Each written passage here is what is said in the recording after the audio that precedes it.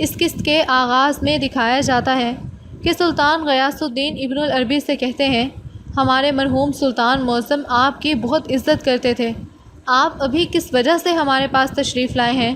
ابن العربی جواب دیتے ہیں، میرے یہاں آنے کی وجہ آپ کو انصاف کا رستہ دکھانا ہے جس کو یقیناً یہاں نقصان پہنچا ہے۔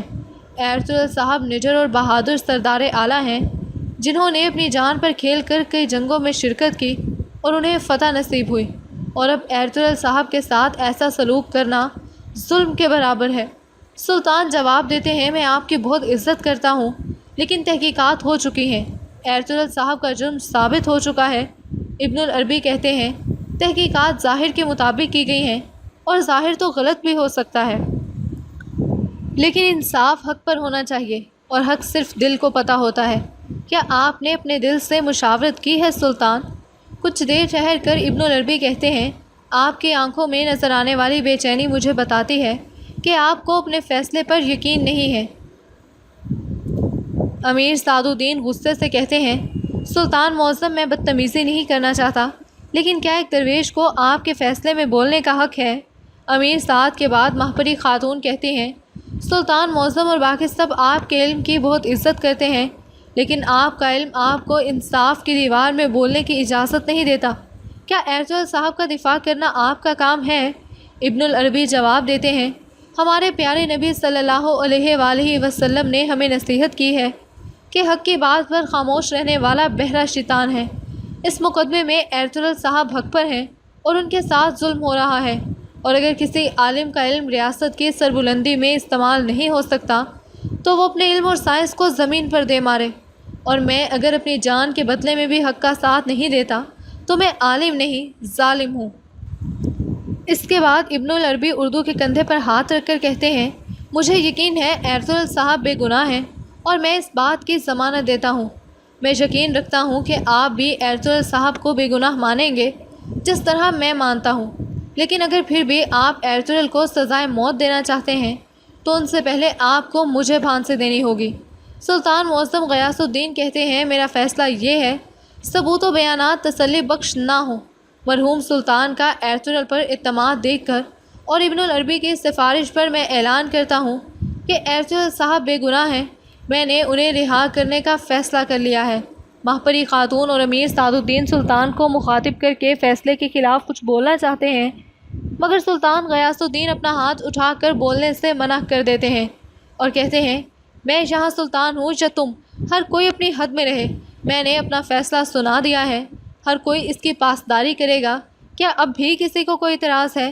اس کے بعد سلطان ایرتغرل سے کہتے ہیں، آپ اپنے پاؤں پر کھڑے ہو جائیں۔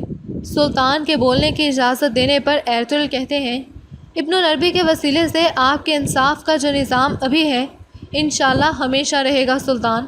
سلطان ایرتغرل سے کہتے ہیں، اب آپ واپس جائیں، اپنے قبیلے کو دیکھیں اور وہ تمام فرائض بحال کریں جو سلطان نے آپ کو دیے تھے۔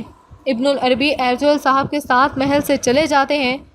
دوسری جانب قلعہ کاراچہ حصار کے خفیہ راستے سے سارم اور ان کے ساتھی زندان خانے تک پہنچ جاتے ہیں۔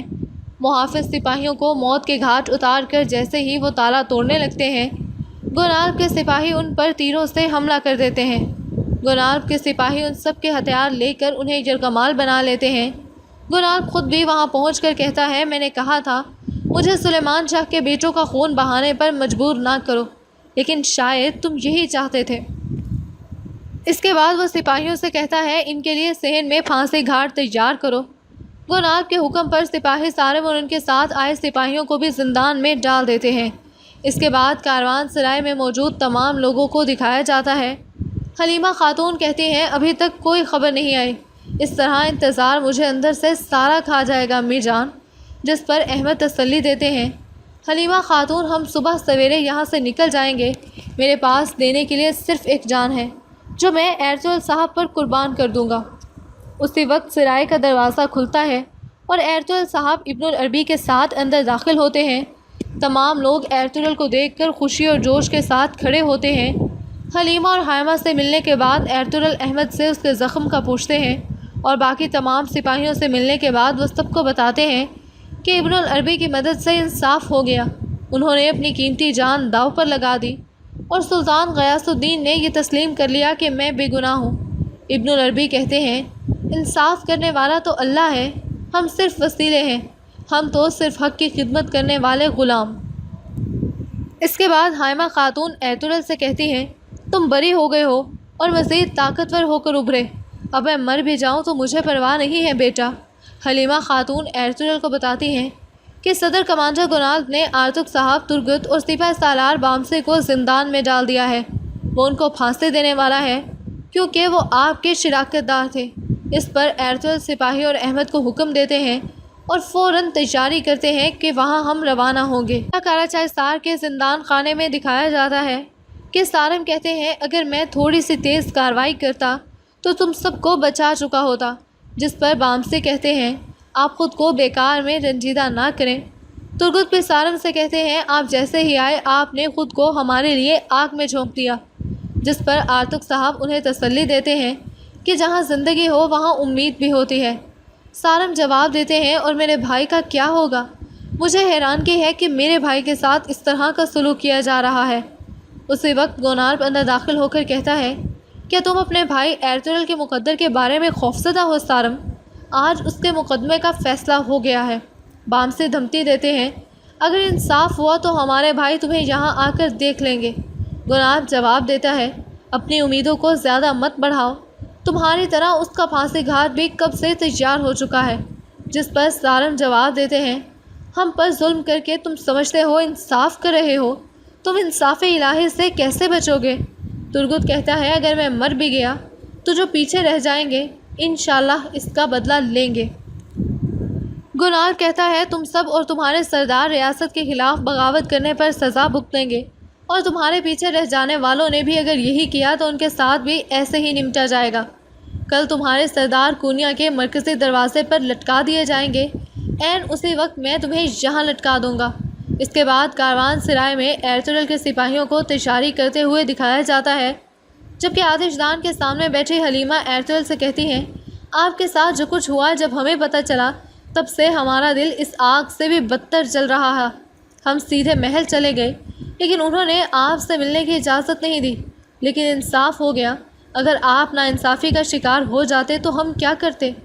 حلیمہ سلطان کے ایرطغرل سے یہ پوچھنے پر کہ اب ہم کیا کریں گے، ایرطغرل بتاتے ہیں سلطان غیاث الدین یہ جانتے ہیں کہ قتل کی سازش میں ان کی ماں عتابے اور امیر سعد الدین شامل ہیں، لیکن وہ اپنی ماں کی عزت رکھنے کے لیے خاموش ہیں، اور اس وقت سعد الدین کے پاس سلطان سے بھی زیادہ طاقت ہے۔ ہمارے پاس وہ ریاست نہیں رہی جس پر ہم انحصار کر سکیں۔ حلیمہ کے پریشان ہونے پر ایرطغرل تسلی دیتے ہیں ہمارے لیے ایک نیا دروازہ کھلا ہے، اس کے بعد قسمت بہت اچھی ہوگی، ہم مسلسل عزم سے چلتے رہیں گے یہاں تک کہ ہمارا نیا وطن بن جائے گا۔ ان باتوں کے بعد وہ لوگ قبیلے جانے کے لیے روانہ ہو جاتے ہیں۔ سلطان کے محل میں امیر سعد الدین کو دکھایا جاتا ہے جو مہپری خاتون سے کہتے ہیں سلطان کے فیصلے نے ہمیں لاجواب کر دیا، ایک پاگل درویش کی باتوں میں آ کر انہوں نے اسے رہا کر دیا، یہ بالکل ناقابل قبول ہے، انشاءاللہ یہ ہماری ریاست کے لیے بنائے گئے اتحاد کو کوئی نقصان نہیں پہنچائے گا۔ مہپری جواب دیتی ہیں میرے بیٹے نے وہی کیا جو مناسب سمجھا، ہم بھی وہی کریں گے جو مناسب سمجھیں گے۔ خاتون عتابے شہزادہ کلیج ارسلان اور اس کی ماں سے چھٹکارا حاصل کرنے کے لیے روانہ ہو چکے ہیں، جس پر سعد الدین کہتے ہیں یقین رکھیں ایرطغرل سے جان چھڑوانے کے لیے میں کچھ بھی کروں گا۔ مہپری خاتون پوچھتی ہیں آپ کا مطلب ہے گونالب صاحب میں اتنی طاقت ہے کہ وہ ایرطغرل کے دانت کھٹے کر سکیں؟ سعد الدین ان کی بات کی تائید کرتے ہوئے کہتے ہیں صرف یہی نہیں بلکہ جب ایرطغرل کاراچائسار پہنچے گا تو اس کے بھروسے مند سردار اور سپاہی مر چکے ہوں گے۔ مہپری خاتون امیر سعد الدین کی منصوبہ بندی کو سراہتی ہیں، لیکن امیر سعد الدین کہتے ہیں اگر سلطان اسی طرح انصاف پر اصرار کرتے رہے تو یہ ہم سب کے لیے اچھا نہیں ہوگا۔ مہپری خاتون کہتی ہیں میں نے اپنے بیٹے کے ہاتھوں کو غیر ارادی طور پر اس کے باپ کے خون سے آلودہ کر دیا ہے، اب وہ ہاتھ پوری زندگی میری خدمت کرنے کے مجاز ہیں۔ اس کے بعد قلعہ کاراچائسار میں اصلاحان اور حفصہ خاتون کی آمد دکھائی جاتی ہے۔ قلعے کے صحن میں پہنچنے تک حفصہ خاتون مسلسل رو کر یہ دعا کرتی ہیں اللہ میرے بچے کو بغیر باپ کے پلنے مت دینا۔ طبل بجانے کے بعد سپاہی تمام لوگوں کو یرغمال بنائے صحن میں لے کر آتے ہیں۔ بامسی کو دیکھ کر حفصہ تمام سپاہیوں کو دھکا دیتے ہوئے بامسی سے گلے لگتی ہیں۔ سپاہی ان دونوں کو الگ کر کے ان کی گردنوں پر تلوار رکھ دیتے ہیں۔ بامسی حفصہ سے کہتے ہیں، میرے بیٹے کی پرورش بہادر سپاہی کے طور پر کرنا۔ حفصہ اور اصلاحان خاتون زاروں کی طرح رو رہی ہوتی ہیں۔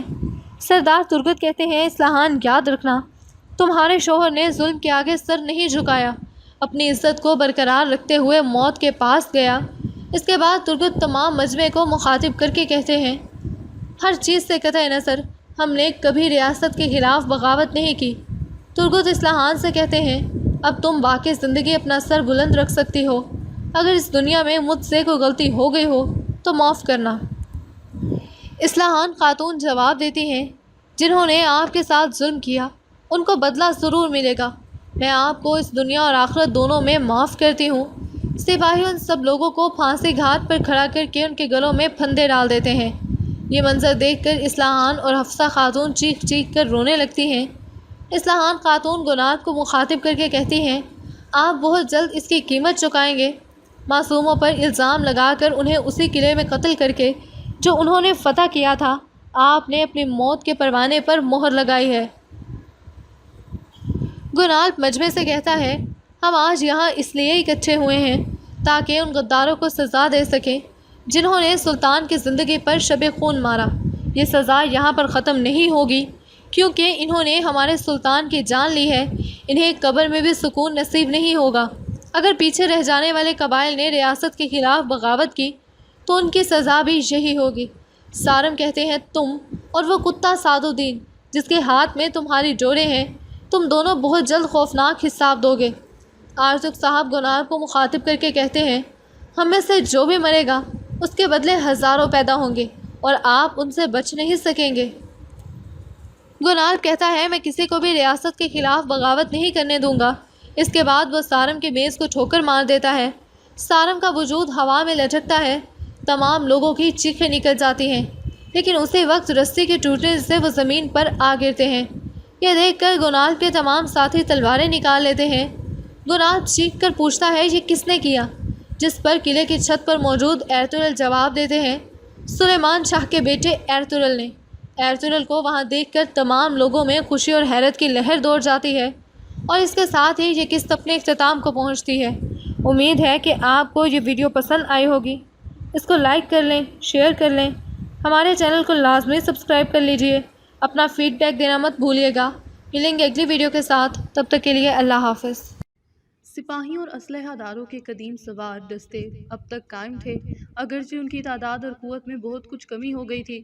بے ضابطہ فوج میں خصوصیت کے ساتھ دو دستے شامل تھے جو زعامت اور تیمار کے جاگیردار جنگ کے موقعوں پر فراہم کرتے تھے، لیکن جاگیروں میں جو فساد و انتشار پھیلا ہوا تھا اس کی وجہ سے ان دستوں کی تعداد اور فوجی قابلیت پر بھروسہ نہیں کیا جا سکتا، اور نہ یہ یقین تھا کہ جتنے سپاہی جاگیرداروں کی علم کے نیچے جمع ہوں گے وہ آخر وقت تک جنگ میں شریک بھی رہیں گے۔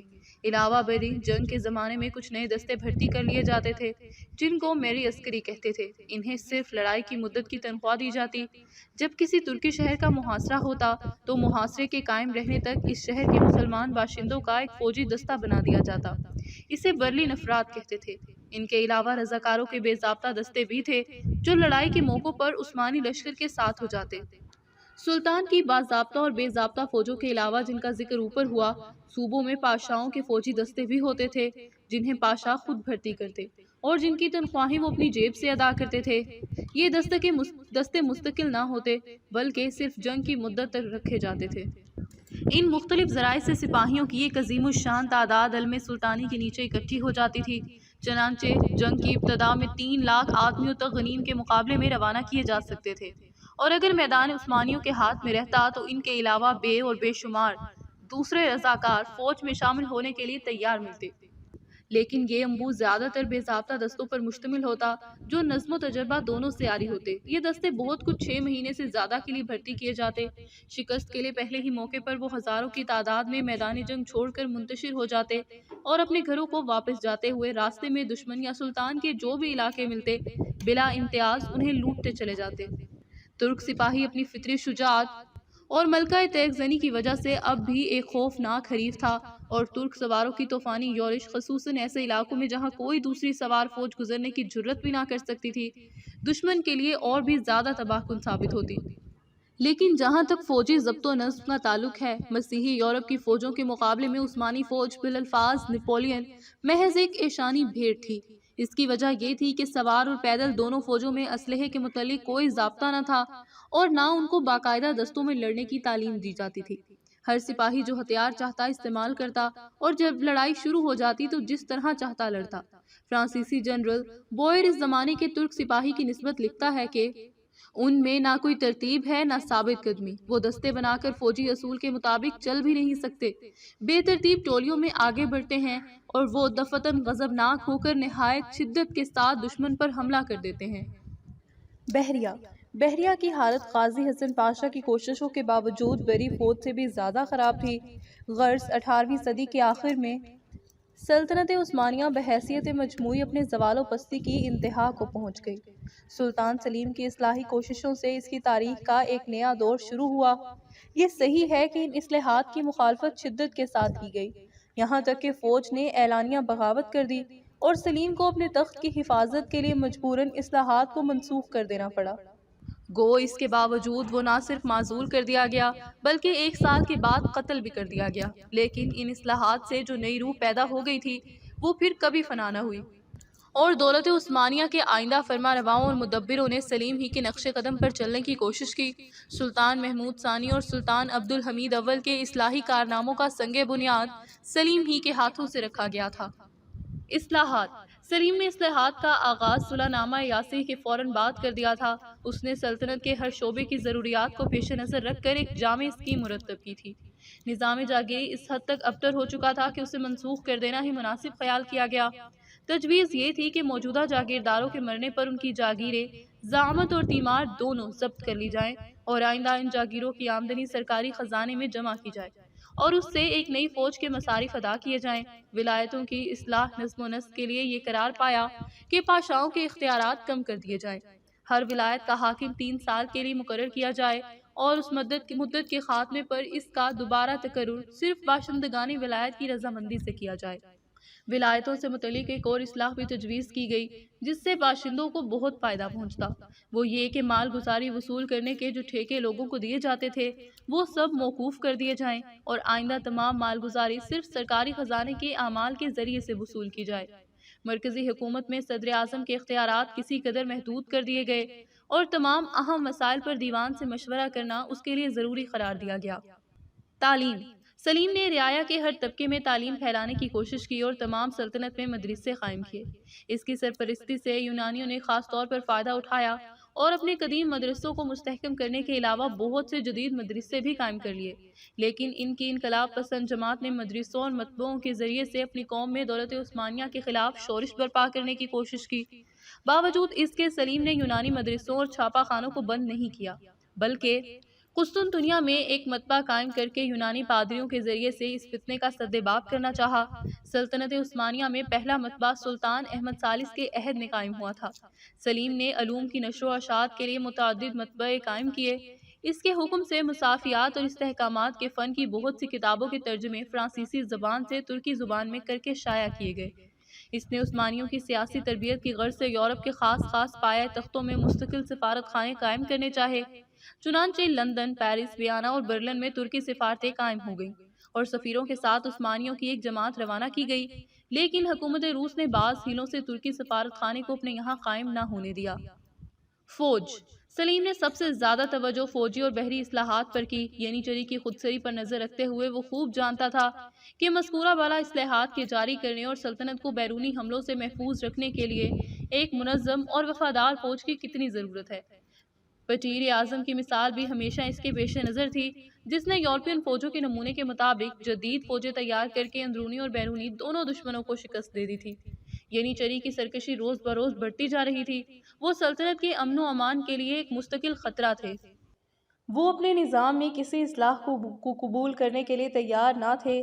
یہی وجہ تھی کہ سلیم کو ایک ایسی فوج قائم کرنے کا خیال پیدا ہوا جو یورپ کے جدید فوجی نظام کے مطابق مرتب کی گئی ہو، اور جس پر پوری طرح اعتماد کیا جا سکے۔ گزشتہ جنگ میں جو قیدی گرفتار ہو کر آئے تھے ان میں ایک ترک بھی تھا جو مدت سے روسی فوج میں ملازم تھا اور ترقی کر کے لیفٹیننٹ کے عہدے تک پہنچ گیا۔ اس کا نام عمر آغا تھا۔ صدر اعظم یوسف پاشا اکثر اس سے روسیوں کے فوجی نظام پر باتیں کیا کرتا۔ چنانچہ آغا عمر کی خواہش پر اس نے عثمانیوں کا ایک دستہ یورپین طرز پر مرتب کرنے کی اجازت دے دی۔ عمر آغا نے اس دستے کو یورپین طریقے سے مسلح کر کے تربیت دینا شروع کیا۔ جنگ کے خاتمے پر جب یوسف پاشا قسطنطنیہ کو واپس ہوا تو عمر آغا اور اس کے نئے دستے کو بھی لایا اور ان کے لیے قسطنطنیہ سے قریب ایک گاؤں میں چھاؤنی بنوا دی۔ جب سلیم کو اس کی اطلاع ہوئی تو اس نے ایک روز جا کر خود اس دستے کا معائنہ کیا اور دیکھتے ہی عثمانی فوجوں پر اس کی برتری محسوس کر لی۔ اس نے نہ صرف اسے قائم رکھا بلکہ دیوان میں یہ تجویز پیش کی کہ ینیچری میں بھی یہ جدید نظام جاری کر دیا جائے۔ ینیچری نے اس کے خلاف بغاوت کر دی۔ اس بغاوت کو فروغ کرنے کے لیے سلیم کو بالآخر وعدہ کرنا پڑا کہ جدید نظام کی پابندی ینیچری پر عائد نہ کی جائے گی، تاہم عمر آغا کا دستہ بدستور قائم رکھا گیا۔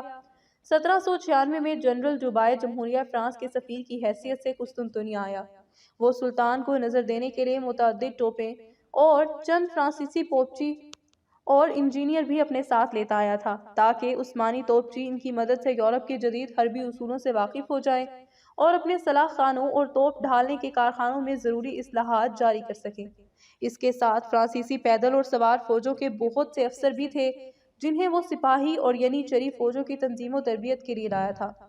سلیم نے اس تحفوں کو بہت خوشی کے ساتھ قبول کیا اور ان سے فائدہ اٹھانے کی کوشش کی۔ چنانچہ توپ خانوں میں فرانسیسی توپچیوں کی مدد سے بہت کچھ اصلاحیں کی گئیں اور سواروں کا ایک دستہ بھی یورپین طرز پر مسلح اور مرتب کر لیا گیا۔ لیکن ینیچری نے برہم ہو کر یورپ کے اسلحے اور جنگ طریقوں کی اختیار کرنے سے قطعی انکار کر دیا۔ مجبوراً فرانس افسروں نے اسی فوج کو تعلیم دینے پر قناعت کی جو عمر آغا کی تربیت میں قائم کی گئی تھی۔ قسطنطنیہ پہنچنے کے چند ہی مہینوں کے بعد جنرل دوبائے کا انتقال ہو گیا اور اس کے بہترین افسر فرانس واپس چلے گئے، لیکن کپودان کوچک حسین پاشا نے نظام جدید کی قدر و اہمیت کا اندازہ کر کے کچھ افسروں کو اپنی ملازمت میں رکھ لیا اور اونچی اونچی تنخواہوں کا لالچ دے کر مسلمانوں کو عمر آغا کی فوج میں داخل ہونے کی ترغیب دی۔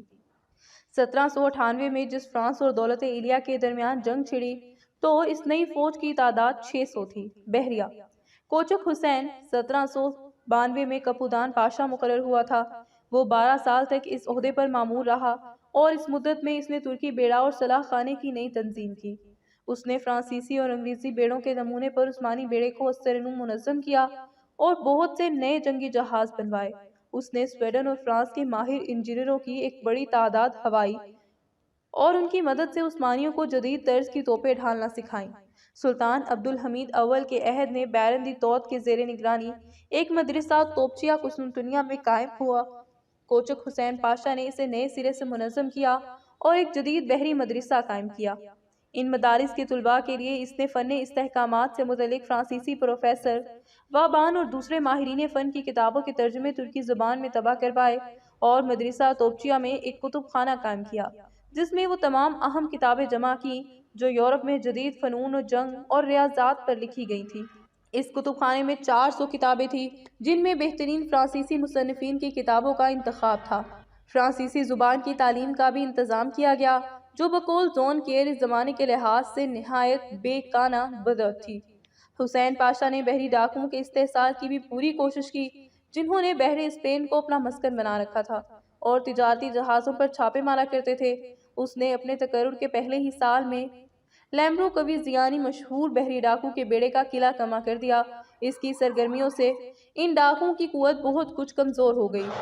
نپولین اس درمیان میں انقلاب فرانس کے ہنگامے شروع ہو گئے اور فرانسیسی فوجیں حریت، مساوات اور اخوت کے نعرے بلند کرتی ہوئی سرعت کے ساتھ آگے بڑھ رہی تھی۔ چند سال کے اندر نپولین بوناپارٹ نے وینس کی قدیم جمہوریہ کو صفحہ ہستی سے مٹا دیا اور پھر اپنی فاتح فوج کے ساتھ آسٹریا کی جانب بڑھا، لیکن سلیم نے دولت عثمانیہ کے قدیم دشمنوں وینس اور آسٹریا کے خلاف اس کے روایتی حلیف فرانس کے جارحانہ اقدام سے فائدہ اٹھانے کی مطلق کوشش نہ کی بلکہ اپنی تمام تر توجہ ملکی اصلاحات کی جانب رکھی۔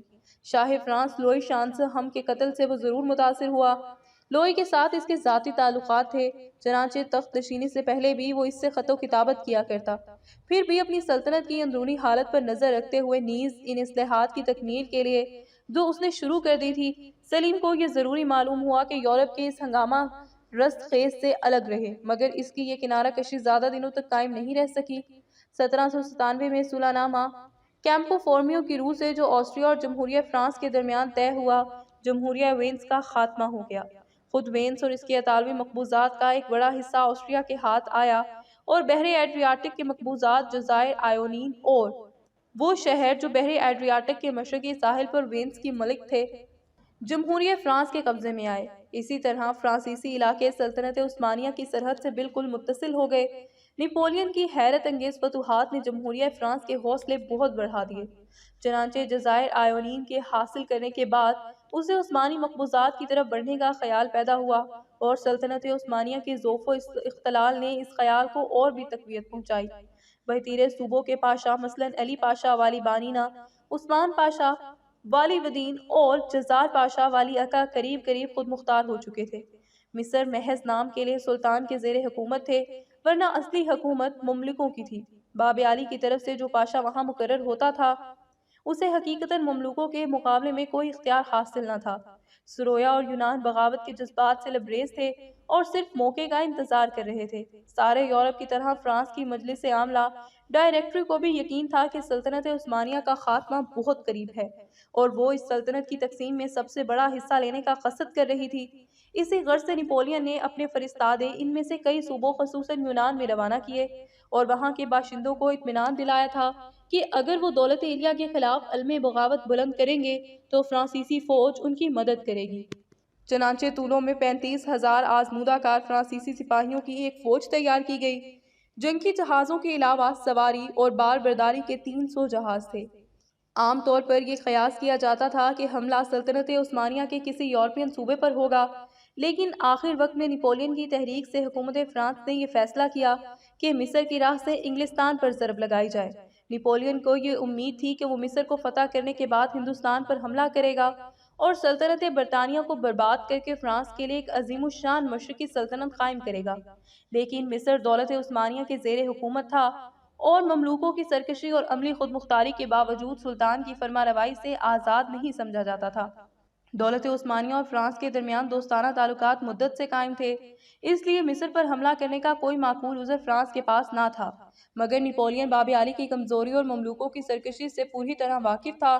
اس نے مصر پہنچ کر اپنی مہم کا مقصد یہ ظاہر کیا کہ میں سلطان کی حمایت اور اہل مصر کو مملوکوں کے مظالم سے نجات دلانے آیا ہوں۔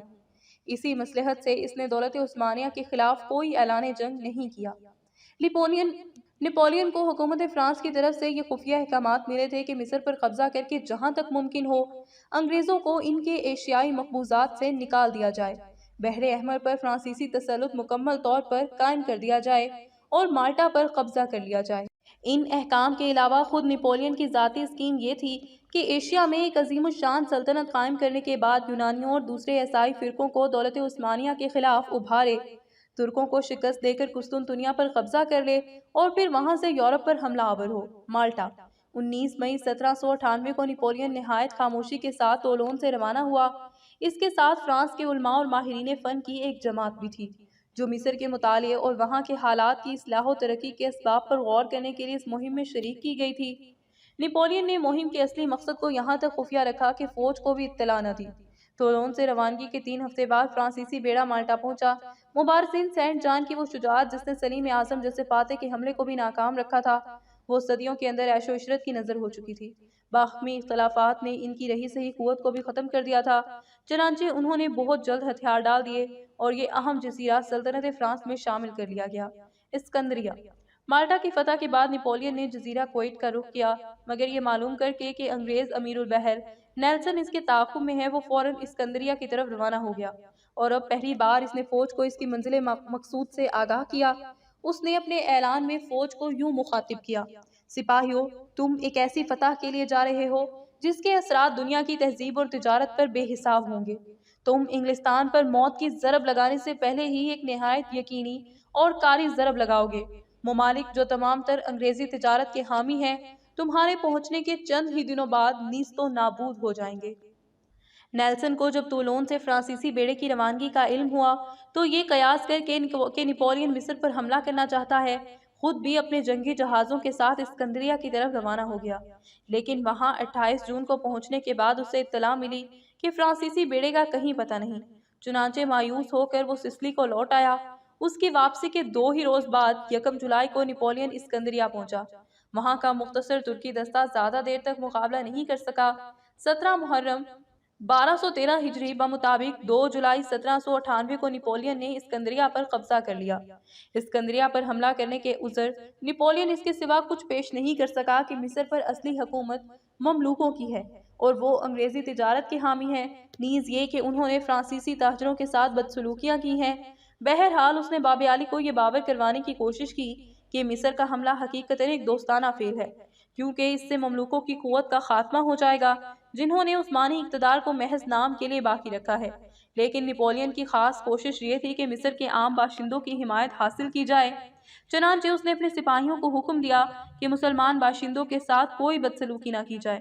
اس نے اعلان شائع کیا کہ جس میں مملوکوں کے مظالم کا ذکر کرنے کے بعد اپنے کو اہل مصر کا حامی اور مددگار ثابت کرنا اور انہیں اس امر کا یقین دلانا چاہا کہ فرانسیسی مہم کا مقصد صرف یہ ہے کہ مصر کو مملوکوں کے پنجے سے نجات دلائی جائے۔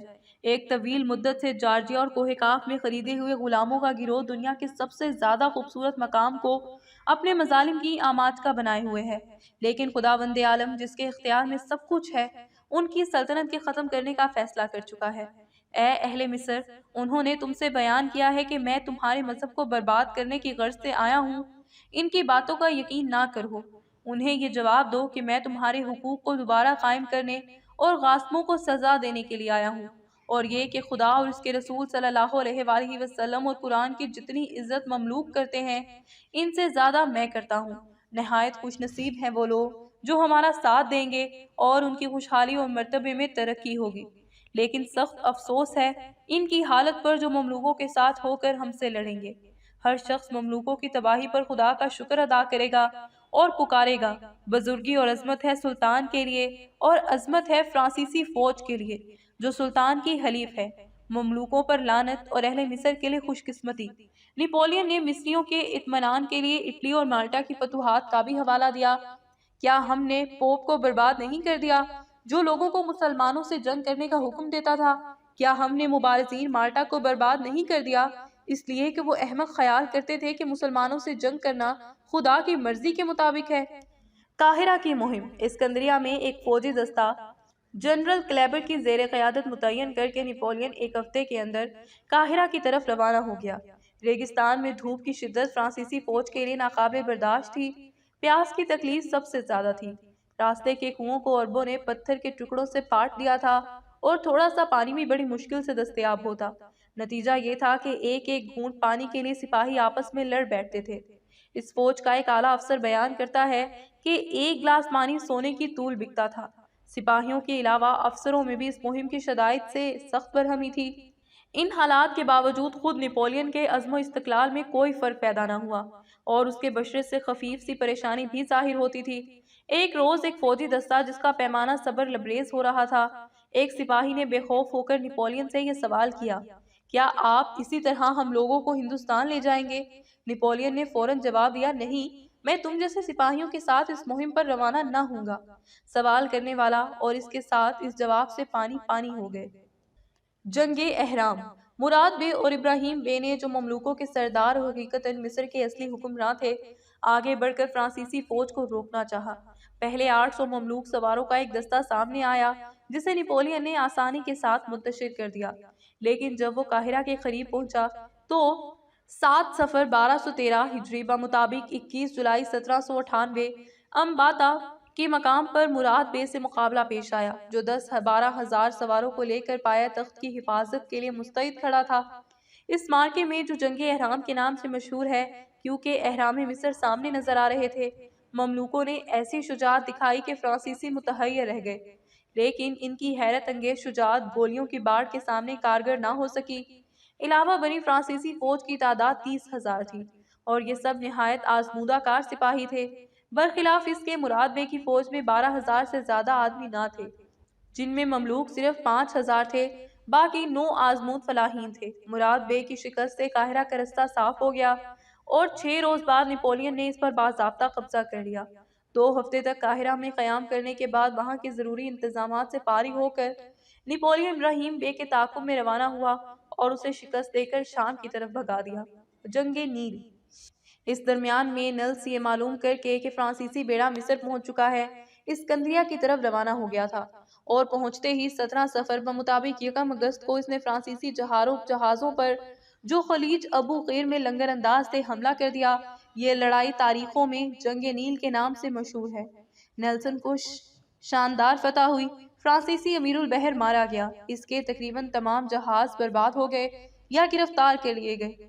نتیجہ یہ ہوا کہ نپولین کی فوج جو قاہرہ پر قابض ہو گئی تھی، فرانس سے بالکل منقطع ہو گئی۔ نپولین کو اس حادثے کی اطلاع اس وقت ہوئی جب ابراہیم بے کو شکست دینے کے بعد 19 اگست کو وہ قاہرہ واپس آیا۔ اس نے یہ خبر سن کر صرف اس قدر کہا، اب ضروری ہے کہ یا تو ہم انہی ملکوں میں رہ جائیں یا قدمہ کی طرف شاندار طریقے سے یہاں سے نکلیں۔ انگریز ہمیں مجبور کر رہے ہیں کہ ہم اپنے قصد و ارادے سے زیادہ کارنامے کر دکھائیں۔ قیام مصر۔ نپولین نے یہ دیکھ کر موجودہ صورتحال میں فرانس سے حکومت نہیں پہنچ سکتی اور مصر میں مجبوراً قیام کرنا پڑے گا، ایسی تدبیریں اختیار کی جن سے اس کی فوج کو خارجی مدد کی ضرورت باقی نہ رہی۔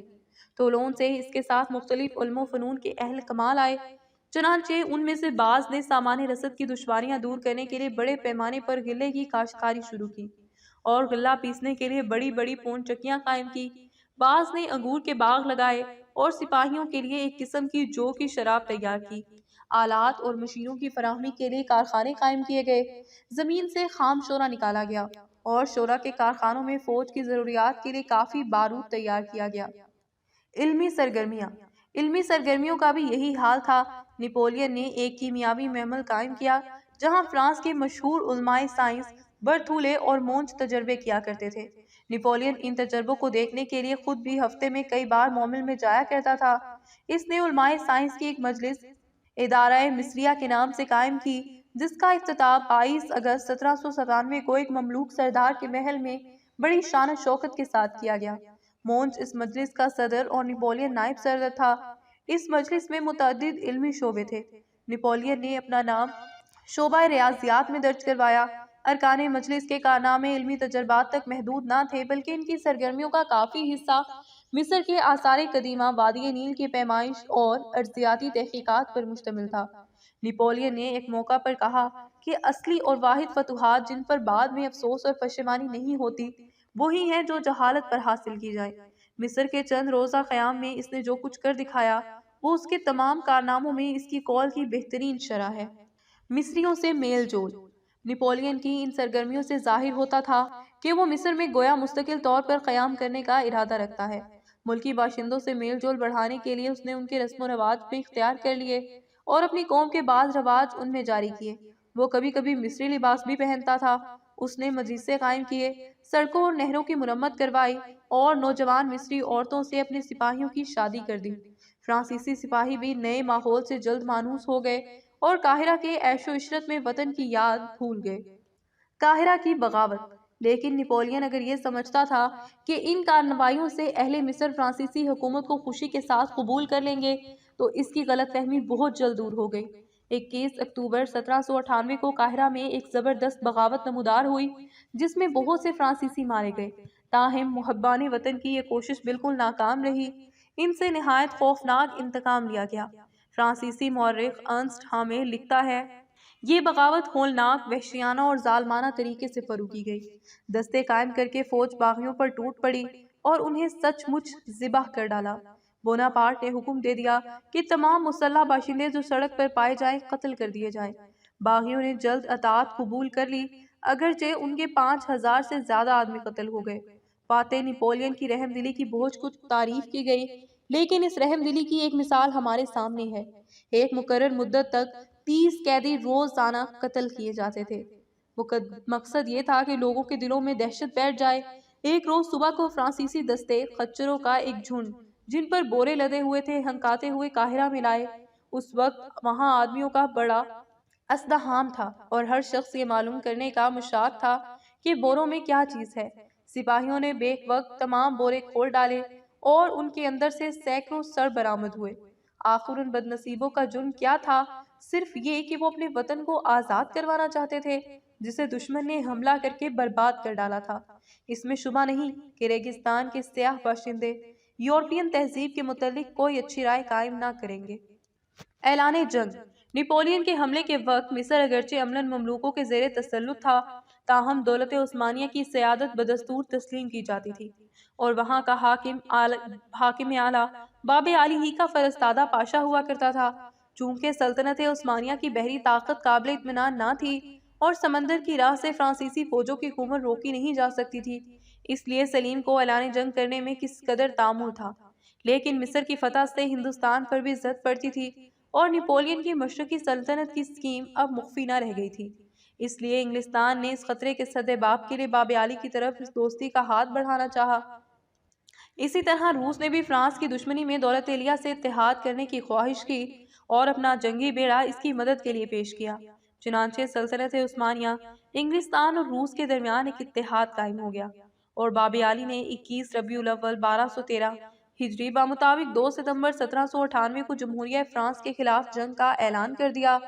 اس کے بعد روسی اور ترکی بیڑوں نے دردانیال سے نکل کر جزائر آیونین پر قبضہ کر لیا، جو معاہدہ کیمپو فورمیو کے روس سے سلطنت عثمانیہ میں شامل کر لیے گئے تھے۔ روس اور دولت عثمانیہ کا یہ پہلا اتحاد تھا جو ایک متفقہ جنگ کے لیے کیا گیا۔ دونوں حلیف اب تک ایک دوسرے کے شدید ترین دشمن تھے۔ شام۔ سلیم نے شام اور جزیرہ رودس میں فوجوں کی تیاری کا حکم دیا۔ شام کی فوج کا سپہ سالار خزار پاشا مقرر ہوا، جو اپنی سابق خودسری کے باوجود اس وقت دولت عثمانیہ کی خدمت کے لیے آمادہ ہو گیا تھا۔ تجویز یہ تھی کہ شامی فوج صحرا کو عبور کر کے فرانسیسیوں پر مصر میں حملہ آور ہو اور اسی وقت مصطفیٰ پاشا روڈس کی فوج کے ساتھ خلیج ابو قیر کی طرف حملہ کرے۔ لیکن بجائے اس کے کہ نپولین مصر میں ان حملوں کا انتظار کرتا، وہ 25,000 سپاہیوں کو لے کر، جن میں کچھ مملوک بھی شامل تھے، جنوری 1799 میں شام کی طرف روانہ ہو گیا اور 15 فروری کو العریش، 25 فروری کو غزہ اور 17 مارچ کو یافا فتح کر لیا۔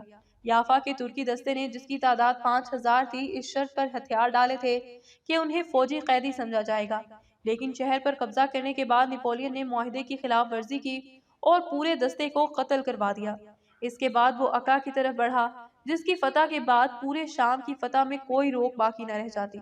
20 مارچ کو محاصرہ شروع ہوا اور 2 مہینے تک جاری رہا، لیکن نپولین کی ساری کوششیں بیکار ثابت ہوئی اور یہ شہر فتح نہ ہو سکا۔